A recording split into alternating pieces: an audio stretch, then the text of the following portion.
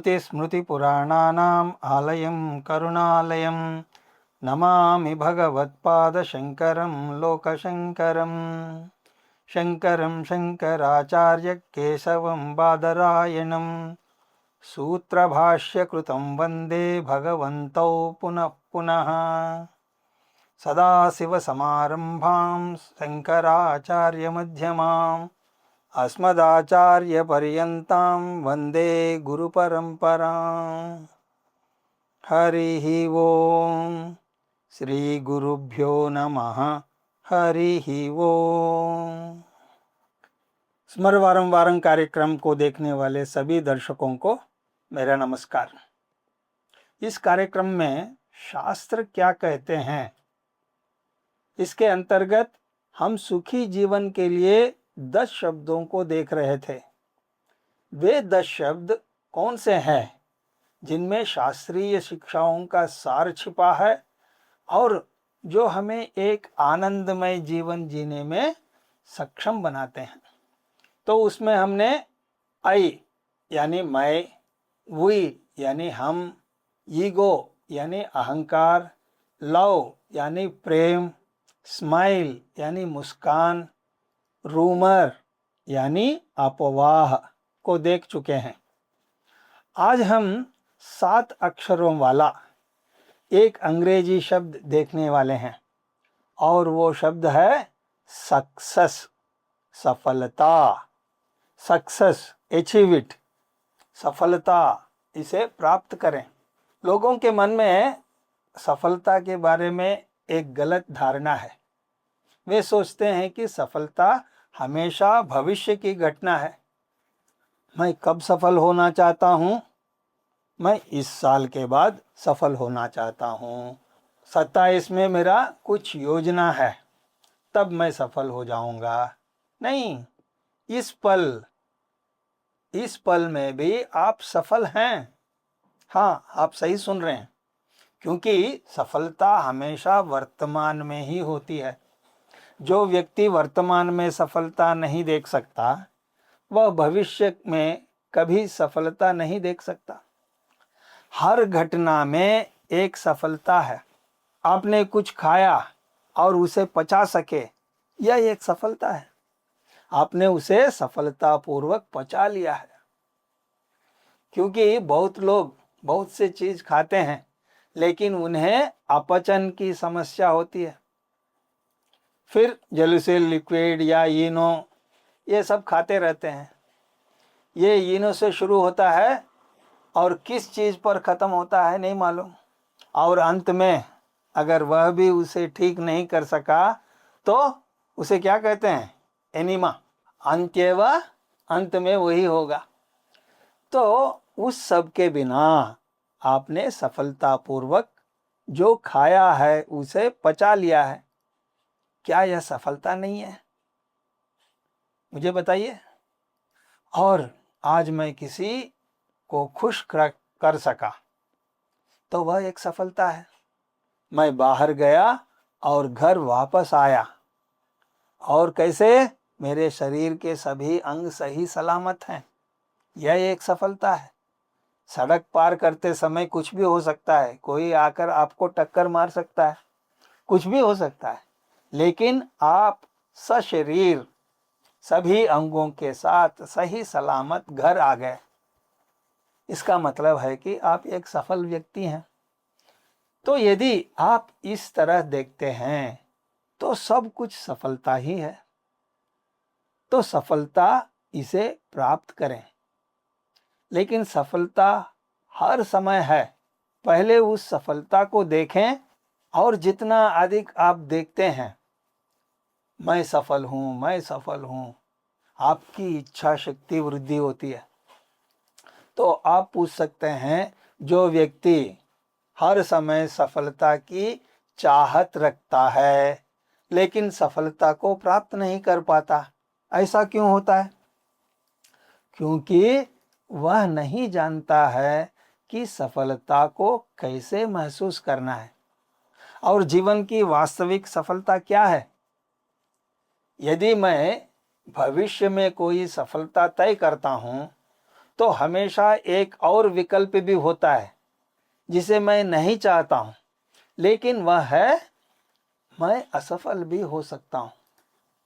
और भले ही मैं अभी सफल हूं, कल मैं नहीं रह सकता, क्योंकि सफलता हमेशा रहने वाली स्थिति नहीं है ना। क्या सफलता को बनाए रखना संभव है? आप नहीं कर सकते। कल तक कोई और चैंपियन था, आज और कोई है, तो क्या आपको लगता है कि हमेशा एक ही रहेगा? नहीं, अगले साल कोई और रहेगा। इसलिए यदि मुझे हमेशा निरंतर सफलता चाहिए, तो मैं कुछ ऐसा मांग रहा हूं जो संभव नहीं है, कुछ ऐसा जो मेरी पहुंच में नहीं है।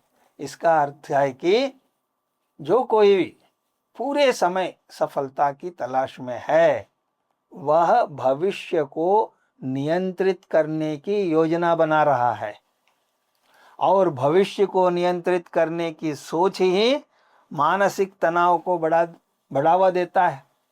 यह एक बार सोचिए, आप भविष्य के लिए योजना बना सकते हैं, बस इतना ही।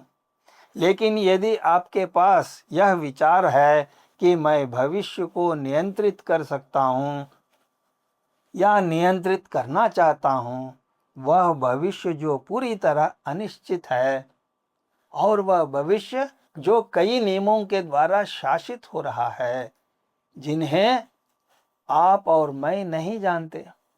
नियमों को हालांकि मैं जानता हूं, लेकिन मैं अपने अधीन नहीं कर सकता। जब मैं अपने सांसों को अपने अधीन नहीं रख सकता हूं, उस ब्रह्मांडीय कानून यूनिवर्सल लॉ को कैसे अपने अधीन कर सकता हूं? ससुराल वालों को हम संभालने की स्थिति में नहीं हैं। उस सार्वभौमिक कानून को तो भूल ही जाइए। जो आपको मालूम नहीं है, उसे नियंत्रित करना चाहते हैं। इसका मतलब है कि आपकी इच्छा अनुचित है, और कोई भी अनुचित सोच से मानसिक तनाव को बढ़ावा देना ही है। और एक बार मानसिक तनाव आ जाने पर अब तक यह सफल व्यक्ति तुरंत डिप्रेशन में जा सकता है। और डिप्रेशन समुद्र में तो अच्छा है, लेकिन मुझ में अच्छा नहीं है। जहां भी डिप्रेशन होता है, वहां वह पानी को लाता है। यही तो समस्या है। यदि बंगाल की खाड़ी में डिप्रेशन है, तो पूरा दक्षिण भारत जलमय हो जाएगा। यदि मेरे भीतर डिप्रेशन है, तो पूरे घर भी जलमय हो जाएगा। मैं रोऊंगा, पत्नी को रोना पड़ेगा, बच्चों को रोना पड़ेगा, हर किसी को। तो हम घर को नरक बना देते हैं। इसलिए कभी मत सोचिए कि सफलता हमेशा साथ रहने वाली है। आज मैं सफल हूं, कल कोई और सफल होगा, परसों कोई और। बस इतना ही है। नियम तो ऐसा ही है। तो आप कहेंगे, फिर आप किस सफलता के बारे में कह रहे हैं स्वामी जी? आप कह रहे हैं सफलता, इसे प्राप्त करें। तो मैं उसे सफलता कहता हूं। मैं उस मानसिक स्थिति को सफलता कहता हूं जिसमें आप सफलता को स्वीकार करेंगे और असफलता को भी स्वीकार करेंगे। सफलता भी ईश्वर का प्रसाद है, असफलता भी ईश्वर का महाप्रसाद है। मेरे लिए सफलता योजना बनाने का एक अवसर है, और असफलता सीखने का एक अवसर है। सफलता में मैं आगे के लिए योजना बनाता हूँ, असफलता में मैं सीखता हूँ। और सफलता का कभी अंत नहीं है। सफलता का कभी अंत नहीं है, लेकिन असफलता एक अच्छी शुरुआत हो सकती है। सफलता का फुल स्टॉप नहीं है, कभी अंत नहीं है, लेकिन असफलता एक बहुत अच्छा शुरुआत करा सकती है। हमने इतिहास में देखा है कितने ही लोग असफलता से बहुत प्रेरणा लेकर के वे सफल बन गए। वैसे ही सफलता वह मानसिक स्थिति है जिसमें मैं सीखता हूँ, जिसमें मैं बढ़ता हूँ, मैं सफलता का उपयोग करता हूँ और बढ़ता हूँ, मैं असफलता का भी उपयोग करता हूँ और बढ़ता हूँ। और जब मैं कहता हूँ कि सफलता प्राप्त करें, तो कुछ चीज़ों ऐसी हैं जिन्हें प्रतिबंधित करके ही हमें सफलता मिलती है। और यदि मैं असफलता का सामना भी करता हूँ तो मेरे मन में सफलता की भावना होगी। अब क्या महत्वपूर्ण है, सफलता या सफलता की भावना? जो चीज आपको खुश करती है वह सफलता नहीं है, सफलता की भावना ही आपको खुश करती है। क्या ऐसा है कि नहीं? केवल पैसा, केवल धन आपको खुश नहीं रखेंगे। धन की भावना मुझे खुश करती है। ऐसे लोग हैं जिनके स्वास्थ्य बिल्कुल ठीक है, लेकिन उनके मन में स्वास्थ्य की भावना नहीं है। डॉक्टर 10 बार परीक्षा करके कहेगा कि आपका रिपोर्ट तो बहुत अच्छा है, आप एकदम ठीक हैं, लेकिन वह कहेगा नहीं नहीं नहीं डॉक्टर साहब, कुछ तो गड़बड़ है। ऐसा क्यों कहता है? क्योंकि स्वास्थ्य की भावना उसके पास नहीं है। अब यह डॉक्टर कुछ ना कुछ टैबलेट या कुछ और चीज करने के लिए मजबूर हो जाता है, क्योंकि उस व्यक्ति में स्वास्थ्य की भावना नहीं है। और ऐसे लोग भी हैं जिन्हें स्वास्थ्य के बहुत सारी समस्याएं हैं, लेकिन यदि आप उन्हें देखें तो आप उसका अंदाजा भी नहीं लगा सकते। क्यों? उनमें स्वास्थ्य की भावना है।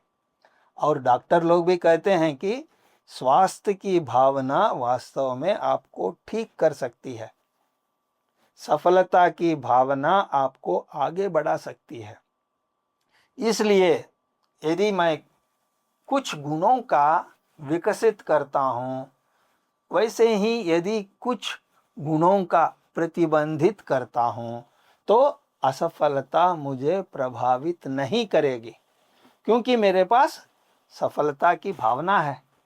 तो वे कौन से गुण हैं, यह महत्वपूर्ण श्लोक में हम उन्हें देख सकते हैं। षड्दोषा पुरुषेणेह हातव्या भूतिमिच्छिता, निद्रा तंद्रा भयं क्रोधः आलस्यं दीर्घसूत्रता। अब यह सुभाषिताकार कहता है, षड दोषा पुरुषेण हातव्या भूतिमिच्छता।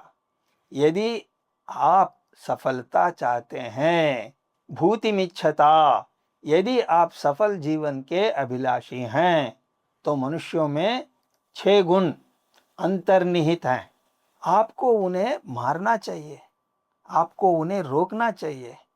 वे क्या हैं? पहला, निद्रा, नींद। आपको बहुत अधिक नींद नहीं लेनी चाहिए, आपको बहुत ज़्यादा सोना नहीं चाहिए। आपके पास सोने का एक उचित तरीका होना चाहिए, क्योंकि नींद तमोगुणा प्रधान अवस्था है। यदि आपके पास इसमें नियमितता नहीं है तो वह तमस, राजसिक क्षेत्र में प्रवेश कर जाता है।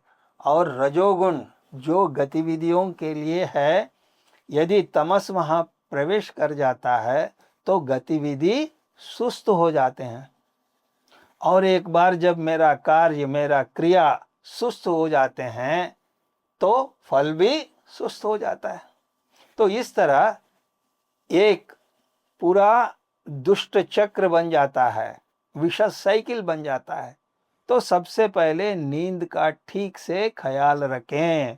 निद्रा, निद्रा के बाद तंद्रा, तंद्रा मतलब ऊंघना, स्लीपीनेस, आप कुछ लोगों को देख सकते हैं, या तो वे सो रहे होंगे या ऊँघ रह गए होंगे।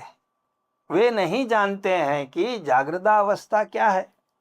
यदि कोई कहता है कि अस्तित्व के 3 अवस्थाएं हैं, जागृत अवस्था, स्वप्नावस्था, सुषुप्ति अवस्था, यानी जागना, स्वप्न देखना, गहरी नींद सोना, तो वह कहेगा कि स्वप्न और सुषुप्ति तो मुझे मालूम है, ये जागृत अवस्था क्या है? वह ऐसे ही पूछेगा, क्योंकि उसने कभी देखा ही नहीं। हर समय ऊँघते रहता है, कहीं भी बिठाओ सोते रहेगा। और विशेष रूप से सत्संग, अरे बाप रे, इसके बारे में तो कहना ही नहीं, क्योंकि लोग सत्संग में केवल अच्छी नींद लेने के लिए आना पसंद करते हैं। मैं ऐसे बहुत लोगों को देखता हूँ। तो निद्रा और तंद्रा, और लोग मुझसे यह भी पूछते हैं, स्वामी जी हम फालतू सिनेमा देखते हैं तो फुल एक्टिव रहते हैं, बेकार सिनेमा लेकिन फुल एक्टिव। हमें एक अच्छी किताब पढ़नी है, हमें नींद आ जाता है। सत्संग सुनो, हमें नींद आ जाता है। ऐसा क्यों होता है? तमोगुण के कारण, क्योंकि बहुत अधिक तामसिक गुण अंदर है। क्या आपको लगता है कि ये सब बातें आपको सुनने देगा वो? नहीं, उचित सत्व गुण का आना चाहिए।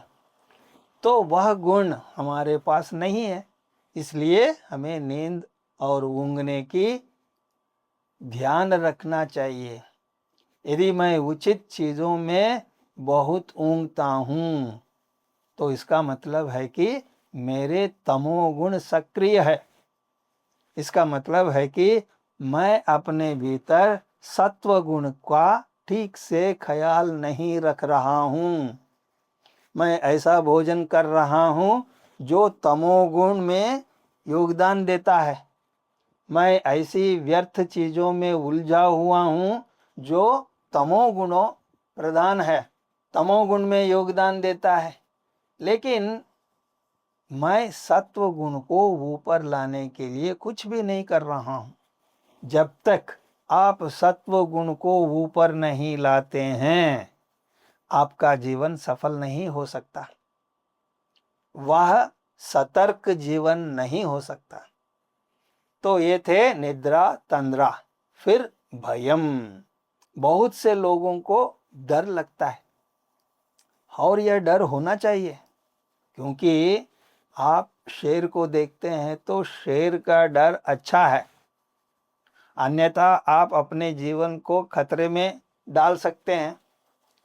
लेकिन लोग काल्पनिक डरों से डरते हैं, ये समस्या है। वास्तविक डर कभी समस्या नहीं होता, लेकिन लोग काल्पनिक डरों से डरते हैं। स्वामी जी हमें एक डर है। बताओ बेटा क्या है?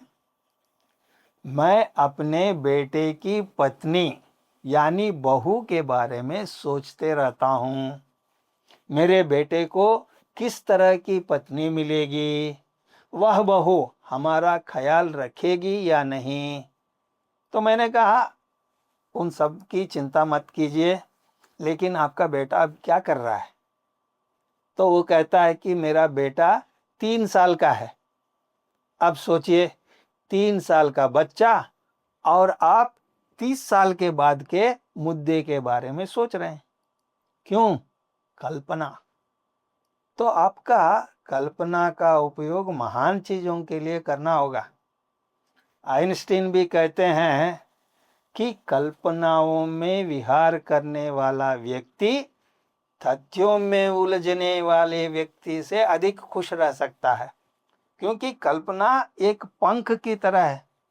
आप कभी भी उसके साथ उड़ सकते हैं, लेकिन उस कल्पना का उपयोग बड़ी चीजों के लिए करें। अब आप उस कल्पना का उपयोग इन सब चीजों के लिए कर रहे हैं। तो जब शास्त्रकार भयम कहते हैं तो उसका मतलब काल्पनिक डर है। आप अनावश्यक रूप से डर का प्रेक्षेपण प्रोजेक्शन कर रहे हैं, तो आपको उसका ख्याल रखना चाहिए। और आप तभी डरपोक बनेंगे जब आपके पास वह करने की क्षमता नहीं होगी। तो डर पर विजय कैसे पाएं? क्षमता को प्राप्त कीजिए। यदि आपके पास क्षमता है तो आपको डर नहीं लगेगा। यदि आप सक्षम नहीं हैं तो आपको डर लगेगा। इसलिए डर पर विजय प्राप्त करें। इसका मतलब क्या है? चीजों में सक्षमता, क्षमता, दक्षता, प्रावीण्यता को प्राप्त करें। आजकल एडवर्टाइजमेंट में भी कहते हैं ना, डर के आगे जीत है। तो फिर दूसरा है क्रोधः, गुस्सा, चिड़चिड़ाना। इसे नियंत्रण में रखें। गुस्से को नियंत्रण में रखें। गुस्से को आवश्यकता नहीं, इसे एक विलासमय वस्तु की तरह देखें। मैं ये नहीं कहता हूं कि आप अपने गुस्से को पूरा निकाल डालिए। जिस क्षण गुस्सा चला गया आप इंसान नहीं रहेंगे। मैं गुस्से का सम्मान करता हूं। मैं गुस्से को भी ईश्वर का प्रसाद मानता हूं। कुछ बातों में गुस्सा अच्छा होता है, लेकिन यह एक विलासमय वस्तु के तरह होना चाहिए। यदि आप गुस्से को विलासमय वस्तु के स्लॉट में रखेंगे तो अच्छा है, इससे कोई समस्या नहीं है। यदि आप उसे दैनिक आवश्यकता बना लेते हैं तो वह एक समस्या का कारण बन जाता है। क्योंकि हर बार जब आप क्रोधित होते हैं तो आप भावनात्मक संतुलन को खो देते हैं। तो इसलिए भावनात्मक संतुलन यदि यह है तो आप बहुत ज्ञानी व्यक्ति हो सकते हैं, आप बहुत संसाधन वाले व्यक्ति हो सकते हैं, आप बहुत कौशल वाले व्यक्ति हो सकते हैं। इसलिए क्रोध को विलासमय वस्तु की तरह आवश्यकता पड़ने पर ही उसका उपयोग करें। यह था क्रोध। फिर आलस्यम, सुस्ती। आलस्यम यानी सुस्ती, इसका भी आपको ध्यान रखना चाहिए। और दीर्घसूत्रता। दीर्घसूत्रता यानी टाल मटोल, प्रोक्रासिनेशन। कल करेंगे, परसों करेंगे, देख लेंगे, करना है तो करेंगे। इसे टालने के बारे में कबीरदास जी भी एक दोहा, जिसको हमने बचपन में पढ़ा, कल करे सो आज कर, आज करे सो अब, पल में प्रलय होएगी, बुहरी करेगा कब। तो इस तरह यदि इन 6 चीजों को नियंत्रित कर सकते हैं तो रोक सकते हैं। वो चीज क्या है? निद्रा, नींद, तंद्रा, ऊंघना, भयम, डर, काल्पनिक डर, और क्रोध, गुस्सा, आलस्यम, सुस्ती, दीर्घसूत्रता, टाल मटोल। यदि इन 6 का ध्यान रखा जाए तो वे कहते हैं कि आपको सफलता मिलेगी। वह एक सफल जीवन होने जा रहा है।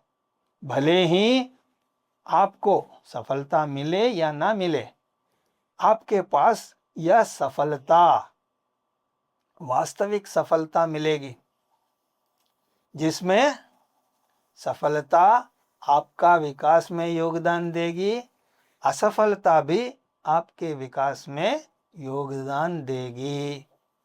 तो सफलता, इसे प्राप्त करें। तो यह था 7 अक्षर वाला सक्सेस, अचीव इट, सफलता, इसे प्राप्त करें। अगले शनिवार को कुछ और शब्दों को देखने का प्रयत्न करेंगे। और मेरे बातों को ध्यानपूर्वक सुनने के लिए बहुत बहुत धन्यवाद। हरि ओम तत्सत।